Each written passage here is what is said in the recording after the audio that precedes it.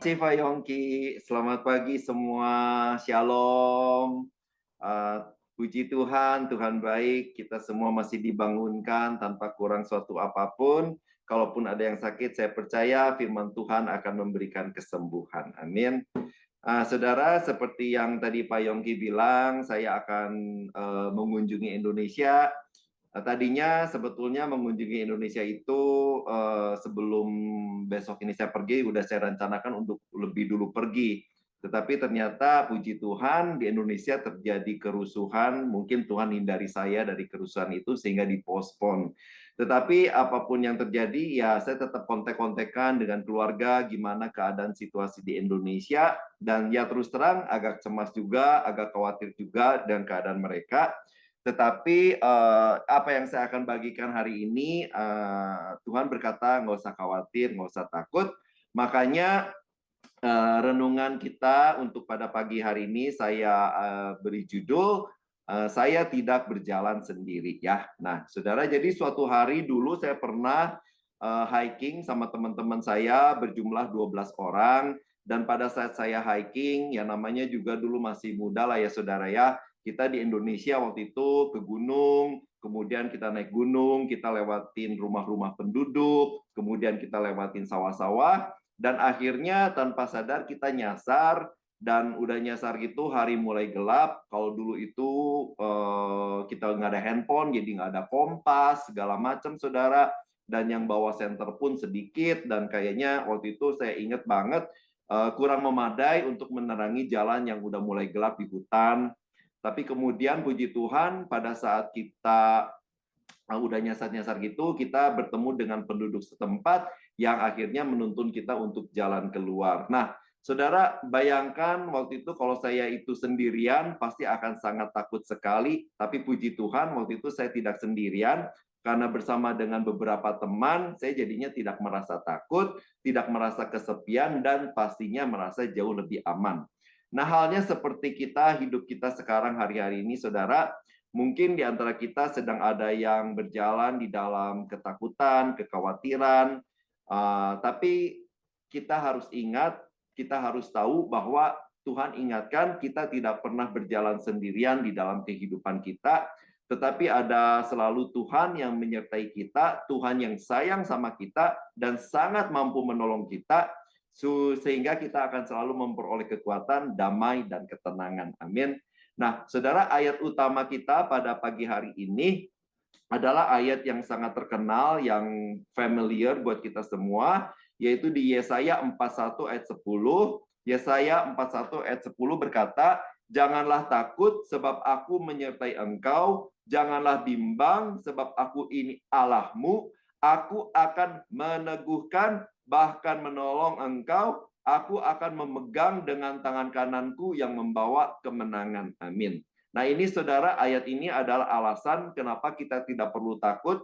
Pada hari-hari ini saya merasa takut, juga memikirkan keadaan keluarga saya di Indonesia, di Bandung. Tetapi firman Tuhan ini datang menguatkan saya bahwa kita tidak perlu takut asal kita percaya sungguh kepada Tuhan. Karena kata Tuhan, kita semua tidak pernah berjalan sendirian. Perhatikan dan resapi benar-benar apa yang Tuhan katakan di Yesaya ini. Tuhan menyertai engkau, Tuhan menyertai saya dan saudara. Janganlah kita ini bimbang, sebab Tuhan adalah Allah kita yang akan meneguhkan, menolong, bahkan memegang tangan kita dengan tangan kanan Tuhan yang akan membawa pada kemenangan. Jadi lewat ayat ini kita diingatkan Tuhan, karena Dia bersama dengan kita, maka kita tidak usah takut, tidak usah khawatir menjalani hari-hari kehidupan kita. Kalau kita baca Alkitab, saudara, maka akan sering banget kita temukan Tuhan berkata, jangan takut, jangan takut, jangan takut. Jadi artinya Tuhan itu in a very serious business, Tuhan itu benar-benar sangat serius untuk meyakinkan kita lagi dan lagi dan lagi, supaya kita itu jangan hidup di dalam ketakutan. Nah, tadi di ayat Yesaya dibilang, Tuhan, karena kenapa kita jangan takut? Karena yang pertama Tuhan menyertai, yang kedua Tuhan menolong, kemudian Tuhan meneguhkan, dan akhirnya Tuhan memegang tangan kita yang membawa pada kemenangan. Nah, yang pertama, saudara, dibilang Tuhan menyertai. Nah, dulu Waktu saya belajar berenang dan waktu saya juga belajar nyetir mobil, saudara, itu pasti ada yang menemani saya, pasti ada yang mengajar saya. Nggak mungkin saya itu langsung dilepas berenang sendirian atau nyetir sendirian. Pasti ada seseorang di sebelah saya yang menemani saya. Waktu berenang ada guru les berenang, waktu belajar nyetir ada supir saya yang mengawasi. Jadi karena ada yang mengawasi, menyertai saya, jadi saya bisa bertanya pada saya ada masalah, kemudian saya tanya ini gimana caranya, penyelesaiannya gimana, apa yang saya harus lakukan, sehingga semakin lama saya semakin mahir di dalam berenang, di dalam driving mobil juga, saudara. Demikian juga dengan kehidupan kita, setiap kita itu kan pasti ada panggilan Tuhan, ada misi Tuhan di dalam hidup kita. Dan misi Tuhan itu, Tuhan pasti kasih tuntunan buat kita. Dan kalau kita sebagai anak-anak Tuhan bisa menjalankan panggilan dan misi kita dengan baik, dengan berhasil, itu karena ada Tuhan yang menyertai kita. Tuhan tidak akan membiarkan kita kebingungan sendiri, Tuhan tidak mungkin membiarkan kita berusaha sendiri, saudara. Nah, saudara, contohnya pada pagi hari ini saya akan ambil dua tokoh, satu di Perjanjian Lama, satu di Perjanjian Baru. Tokoh di Perjanjian Lama yang saya akan ambil contoh adalah Musa. Nah, saudara, kita tahu bahwa Musa ini diminta oleh Tuhan untuk memimpin bangsa Israel keluar dari perbudakan di bangsa Mesir. Jumlah yang harus dibawa Musa keluar dari bangsa Mesir ini ada 3,5 juta orang bangsa Israel yang harus dibawa oleh Musa keluar dari Mesir melalui padang gurun ke tanah perjanjian. Nah, sekarang Musa itu punya pengalaman nggak sih untuk memimpin suatu bangsa yang besar untuk keluar dari bangsa Mesir? Nah, Musa itu nggak ada pengalaman sama sekali, saudara. Nol besar, nggak ada pengalaman. Zaman dulu juga nggak bisa searching gimana cari petunjuk untuk membawa bangsa yang besar keluar, nggak ada, saudara ya. Tetapi kita tahu pada akhirnya Musa bisa berhasil. Kenapa bisa berhasil, saudara? Karena pada saat ia membebaskan bangsa Israel keluar dari Mesir menuju ke tanah perjanjian, selama itu pula Tuhan menyertai Musa. Sehingga Musa bisa melakukan tugasnya. Tuhan menyertai, Tuhan memberikan tuntunan, Tuhan mengajar, saudara. Nah, di dalam perjanjian baru ada yang namanya Petrus. Petrus diminta Tuhan untuk mendirikan gereja mula-mula, saudara. Nah, apakah Petrus punya pengalaman untuk membangun gereja? Sama seperti Musa, Petrus pun tidak punya pengalaman untuk membangun gereja, saudara, ya kan? Pengalaman Petrus, dia itu seorang nelayan. Kalau Tuhan suruh dia tangkap ikan sebanyak-banyaknya, udah bisa dipastikan dia lebih berhasil, pasti bisa. Karena dia punya pengalaman di bidang itu, karena dia adalah seorang penjala ikan, saudara. Tapi untuk mendirikan gereja mula-mula, dia nggak ada pengalaman. Tapi kita juga tahu akhirnya dia berhasil, gereja mengalami pertumbuhan pada waktu itu, saudara. Kenapa, saudara? Jawabannya sama, karena Tuhan menyertai Petrus. Demikian juga dengan kita semua, saudara, kita harus yakin bahwa di dalam hidup kita disertai oleh Tuhan.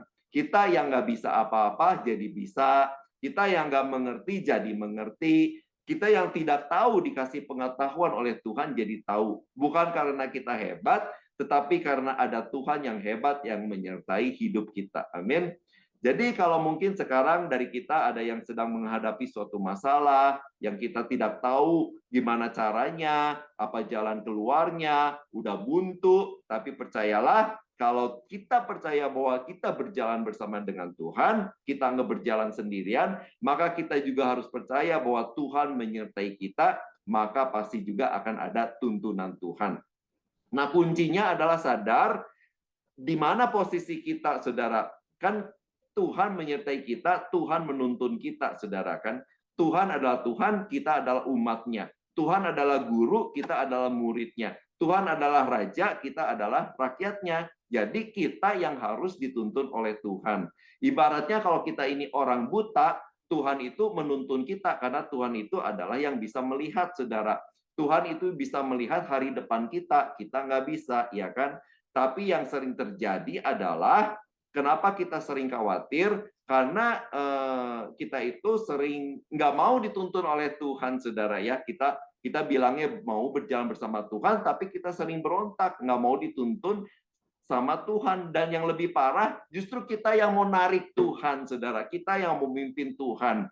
Kita bilang, Tuhan saya maunya begini, Tuhan ikuti saya, sekarang Tuhan berkati saya, ya kan? Padahal hidup disertai Tuhan itu artinya posisi kita itu kita yang harus mengikuti apa yang Tuhan mau. Bukan sebaliknya, bukan kita mau Tuhan mengikuti apa yang saya mau, tetapi kita harus mengikuti apa yang Tuhan mau. Nah, inilah arti disertai Tuhan yang sesungguhnya, yaitu Tuhan yang harus jadi pemimpin, kita yang harus mengikuti apa yang Tuhan mau, bukan sebaliknya, saudara. Tuhan menyertai berarti ya kita mesti punya hati yang rela, hati yang rendah hati untuk senantiasa dituntun oleh Tuhan. Walaupun memang kadang Tuhan tuntun kita ke arah lembah yang kelam, ke arah yang mungkin kita pikir susah, tetapi nggak apa-apa, saudara, asal Tuhan bersama dengan kita. Ya kan? Nah, tadi yang pertama itu Tuhan menyertai. Kemudian Yesaya juga bilang, yang kedua bukan cuma disertai, tetapi Tuhan juga menolong. Mazmur 46 ayat 2 adalah ayat favorit saya yang sudah menjadi rema dalam hidup saya dan sudah dibuktikan Tuhan berkali-kali dan pasti nggak akan cukup kalau saya saksikan apa yang Tuhan lakukan, saudara. Tetapi begini bunyinya di Mazmur 46 ayat 2. Allah itu bagi kita tempat perlindungan dan kekuatan, sebagai penolong dalam kesesakan sangat terbukti, saudara. Jadi kalau kita dalam kesesakan, pertolongan Tuhan itu sangat terbukti, dan itu saya itu udah benar-benar alami berkali-kali di mana saya sepertinya udah kejepit, udah nggak ada jalan, Tuhan bisa bukakan jalan, saudara. Pada saat benar-benar sesak, Tuhan bukakan jalan, saudara. Jadi kadang-kadang mungkin masalah kita besar, kita mengalami frustasi, kita mengalami depresi, tetapi justru di kelemahan kita, firman Tuhan bilang, di puncaknya kelemahan kita, disitulah kekuatan Tuhan yang sempurna turun atas kita, saudara. Nah, di 2 Raja-Raja 6 diceritakan ada seorang nabi yang bernama Elisa, saudara. Nah, suatu pagi Nabi Elisa ini sedang tidur. Lagi enak-enaknya tidur, dia itu dibangunkan oleh hambanya. Hambanya itu bangunin dia, Tuanku, Tuanku, Tuanku, katanya bangun, bangun. Karena kita sedang dalam keadaan bahaya, kita sedang dalam keadaan terjepit. Karena kita sedang dikepung oleh musuh-musuh, kita ini akan binasa, kita ini akan mati, ayo bangun gitu kan. Tetapi ketika Nabi Elisa bangun, dia bilang, jangan takut, karena lebih banyak yang menyertai kita daripada yang menyertai mereka. Nah, kemudian lalu berdoalah Elisa kepada Tuhan. Elisa bilang, Tuhan, kenapa sih si Nabi Elisa ini bisa berkata begitu? Kenapa Nabi Elisa ini begitu tenang, bisa tidur walaupun banyak musuh mengepung? Nah, kemudian dia mau membagikan apa yang dia lihat kepada hambanya. Makanya dia berdoa kepada Tuhan, Tuhan, tolong bukakan mata hambaku ini.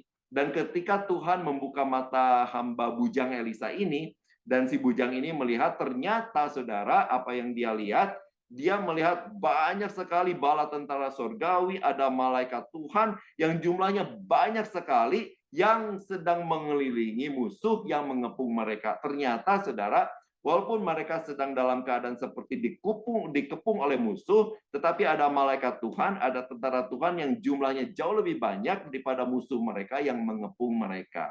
Nah, makanya saudara, dalam hidup kita, pada saat kita merasa enggak ada jalan keluar, seperti terlalu besar masalahnya, merasa tertekan, dan kita bilang, ya mau gimana lagi gitu kan, udah nggak tahu deh mau gimana lagi. Tetapi ternyata saudara ingat baik ayat ini, di alam roh, Tuhan udah utus malaikat-malaikatnya untuk menolong, melindungi kita. Mungkin kita belum melihat pertolongan Tuhan itu secara nyata, tapi bukan berarti pertolongan Tuhan itu tidak ada dan tidak nyata, saudara. Tunggulah, pasti kita semua akan melihat pertolongan Tuhan. Di dalam kesesakan, pertolongan Tuhan sungguh sangat terbukti. Nah, ini yang harus selalu kita pegang dalam hidup kita, saudara. Kalau ini kita pegang, maka kita percaya, saya juga percaya, kita akan selalu kuat. Karena Tuhan itu adalah Tuhan yang sudah menyediakan pertolongan dalam hidup kita yang akan akhirnya membuat kekhawatiran dan ketakutan kita hilang, saudara. Jadi Bukan cuma Tuhan itu ngomong jangan takut tanpa ada proof, tanpa ada backup. Enggak, saudara. Tuhan itu udah sediakan semuanya buat kita, saudara. Nah, tetapi dalam proses menunggu jawaban Tuhan, kita apa yang harus kita lakukan? Yang pertama adalah tetaplah berdoa, saudara. Tetap berdoa, jangan berhenti berdoa. Jangan karena sepertinya ibaratnya kita tidak kunjung melihat pertolongan Tuhan, kita jadi malas dan berhenti berdoa. Ini adalah kesalahan yang fatal. 1 Tesalonika 5 ayat 17 itu adalah ayat yang pendek, sangat pendek tapi tegas, padat. Pokoknya benar-benar cuman berkata, tetaplah berdoa, tetaplah berdoa. Ingat, di firman Tuhan tentang seorang janda yang minta haknya dibela oleh hakim yang lalim, oleh hakim yang tidak adil. Awalnya hakim ini nggak mau memberikan, nggak mau mengabulkan permohonan janda ini, saudara. Tetapi karena janda ini gigih dan tidak menyerah, maka hakim yang tidak adil, hakim yang lalim ini akhirnya mengabulkan permintaan janda ini. Nah, ini adalah Tuhan ajarkan kita tentang berdoa. Artinya tetaplah berdoa, jangan jemu-jemu, jangan berhenti berdoa, teruslah berdoa. Kalau hakim yang lalim aja bisa mengabulkan, apalagi Tuhan yang sangat mengasihi kita. Dia pasti datang menolong kita. Belum ada terobosan, tetap berdoa, saudara. Belum ada mujizat, tetap berdoa. Udah lama nunggunya, tetap berdoa, saudara. Pasti mujizat dan terobosan akan kita alami. Apapun itu, saudara. Baik dalam hal kerjaan, hal pemulihan keuangan, hal hubungan keluarga, hal kesehatan, hal kekudusan, teruslah berdoa. Jadi yang pertama, selama kita menunggu proses jawaban doa kita, tetaplah setia berdoa, dan nanti Tuhan buktikan kesetiaannya di dalam hidup kita. Nah, yang kedua, yang harus kita lakukan dalam proses menantikan jawaban doa, kita juga harus tetap rajin, saudara, melakukan apa yang Tuhan percayakan di dalam kehidupan kita kepada tangan kita hari ini, saudara. Harus kerjakan dengan baik, lakukan segala sesuatu seperti untuk Tuhan dan bukan untuk manusia. Jadi jangan kita cuma doanya banyak, tetapi kita nggak ada usaha, nggak ada tindakan, kitanya malas-malasan, kitanya nggak ada kerajinan. Nah, yang kedua, nggak boleh malas, saudara. Kita kerjakan apa yang kita doakan, saudara. Ya kan, kalau lagi cari kerja terus, saudara, mungkin kita tingkatkan skill kita resume kita mungkin kirimkan, pokoknya kerjakanlah apa yang bisa kita lakukan, kerjakan dengan baik, maka yang susah-susah dan yang mustahil itu adalah bagian Tuhan yang akan Tuhan lakukan dalam kehidupan kita. Tuhan bisa aja benar, saudara, kasih berkat, kasih jawaban doa bagi Tuhan itu gampang, semuanya bisa kasihin, saudara. Tapi Tuhan mau juga kita bertindak dan berusaha, enggak malas, tetap rajin. Dan yang ketiga, saudara, dikatakan kita juga harus tetap menabur, saudara, ya kan?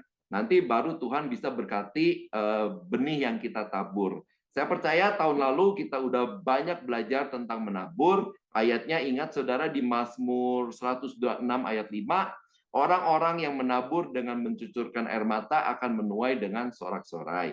Orang-orang yang berjalan maju dengan menangis sambil menabur benih pasti pulang dengan sorak-sorai membawa berkas-berkasnya. Ini kita udah bahas kupas begitu banyak dalam. Kalau kita ada catatan, kita baca lagi, saudara, ya. Jadi sambil berdoa, terus menabur. Dan menabur itu bukan cuma bicara soal uang, saudara. Kita bisa menabur murah hati, kita bisa menabur waktu kita, talenta kita, menabur kasih kita kepada orang, bahkan kepada orang yang sulit untuk dikasihi. Kita nabur kesabaran, kita nabur pelayanan pada orang di sekitar kita, nabur pengampunan. Nah, nanti lihat, kita pasti tuai apa yang kita tabur. Nah, lalu setelah berdoa, kita juga rajin, kita tetap menabur, saudara, ya kan, rajin menabur juga. Dan yang ketiga, saudara, jangan lupa kita mesti selalu bersyukur. Nah, hilangkan, saudara, hati dan kata-kata yang selalu mengeluh. Nah, ini juga sesuatu yang saya juga sering diingatkan Tuhan, ya kan. Saya sering berdoa untuk perusahaan saya diberkati, ya kan.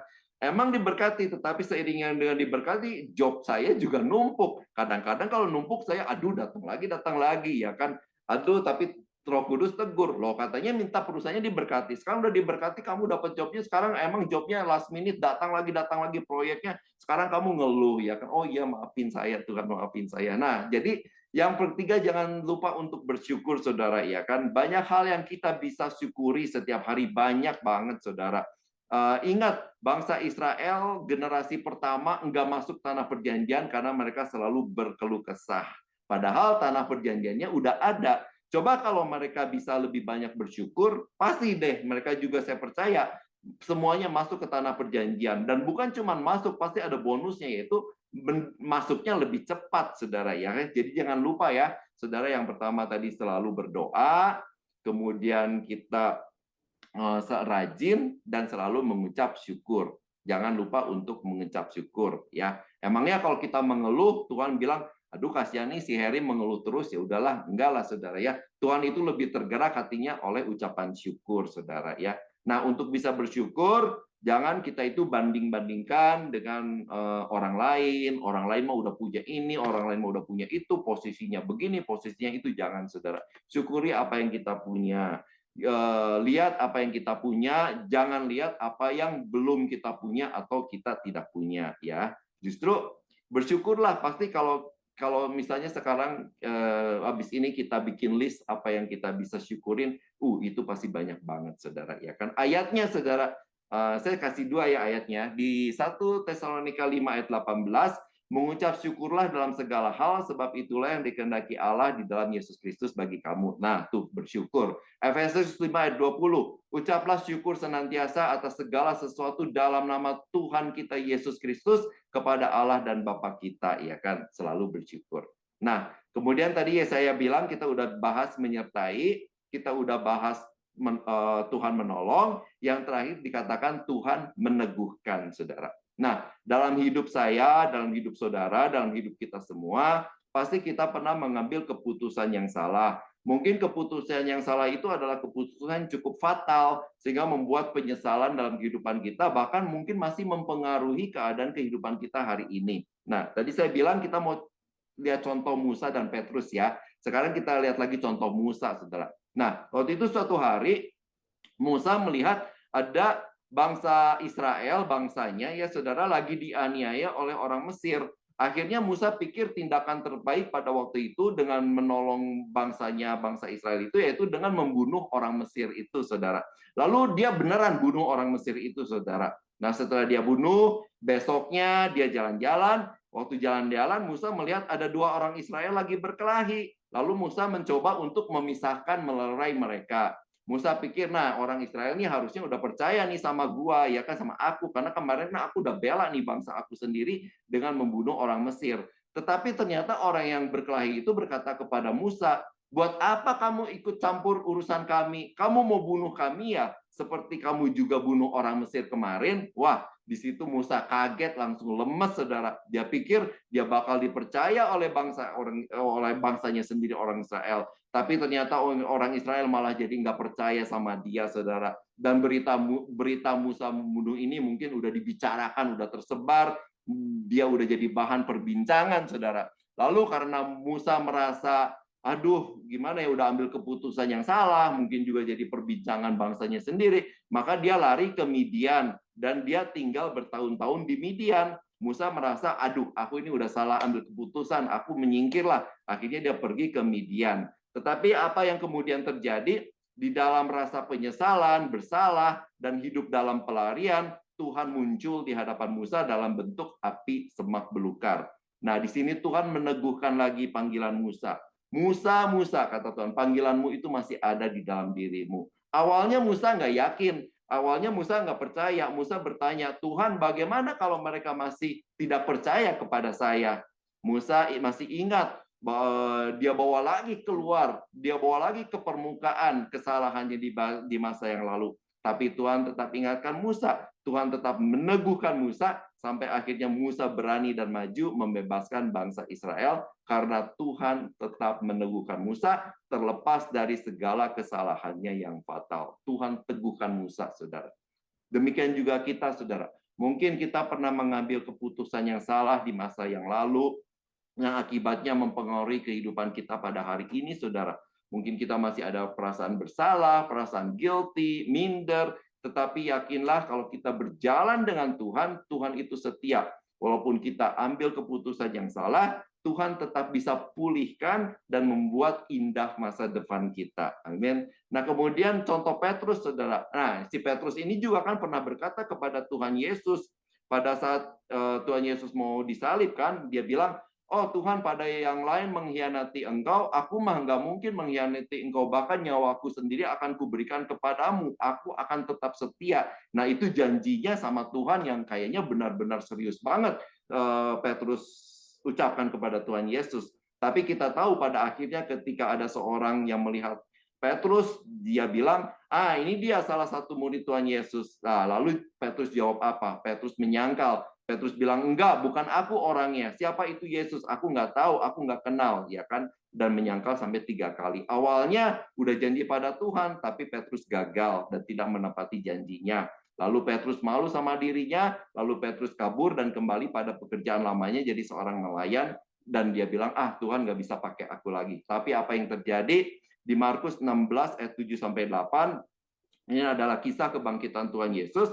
Waktu itu ketika orang-orang mencari Tuhan Yesus di kubur, udah nggak ada malaikat Tuhan datang, dan pesan malaikat untuk murid-murid adalah begini, katakan kepada murid-muridnya dan juga kepada Petrus, ia mendahului kamu ke Galilea, di sana kamu akan melihat dia, seperti yang sudah dikatakannya kepada kamu. Intinya malaikat bilang, sampaikan kepada murid-murid dan Petrus, Tuhan Yesus sudah bangkit. Menarik sekali ayat ini, saudara, waktu saya baca. Kenapa? Karena di ayat ini, murid-murid yang lain tidak disebut namanya, hanya nama Petrus yang jelas dan spesifik ditulis di dalam ayat ini. Murid-muridnya dan juga Petrus, saudara. Kenapa? Karena Tuhan tahu Petrus itu malu, Petrus itu terpukul, Petrus itu terpuruk, ya kan? Karena Petrus sudah janji kepada Tuhan, tapi gagal menepati janjinya.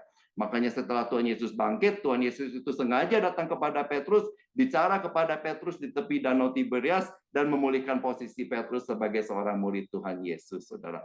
Tuhan Yesus meneguhkan Petrus lagi. Demikian juga dengan kita, saudara. Kita mungkin udah berjanji pada Tuhan, akan berubah, sifat lama yang buruk akan ditinggalkan, tapi mungkin kita masih jatuh, kemudian kita merasa lemah, kita merasa tidak bisa berubah, rasanya Tuhan, aduh nggak bisa pakai aku lagi. Tapi pesan Tuhan pada pagi ini datang kepada kita semua, selama kita mau tetap berjalan dengan Tuhan, Tuhan pasti meneguhkan kita, dan Tuhan pasti memberikan kita kemenangan. Amin. Walaupun kita masih gagal, tapi Tuhan setia. Tetap berjalan bersama dengan Tuhan. Tuhan akan tetap menyertai kita, menolong, meneguhkan kita, disempurnakan dari hari ke hari. Tidak ada yang mustahil, asal kita jangan berjalan sendirian. Berjalan bersama dengan Tuhan. Dan akhirnya dikatakan, Tuhan yang akan memegang tangan kanan kita yang selalu memberi kita kemenangan.